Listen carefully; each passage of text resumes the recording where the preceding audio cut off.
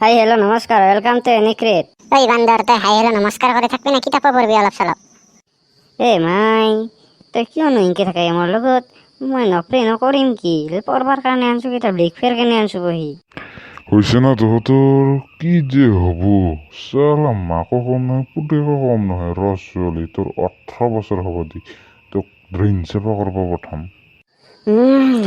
তোৰা নিজে যে মানুহ লেট্ৰিক চাফা কৰে সেইটো নকই। ছোৱালী তই আজি কি কলি? তোৰ পিঠিৰ চামৰা উঠাম। দেউতে মই একো কোৱা নাই। কিয় যে মাৰে ইনকে চলি নাপাব ৰাতিও। আৰু তই মোৰ কথা উল্টাই দিছা। ভালত ভালে কৈছো কিতাপ পঢ়া যদি পঢ়। দেউতে পঢ়ি আছো ৰ, তই ফোন কৰিব নালাগে দে।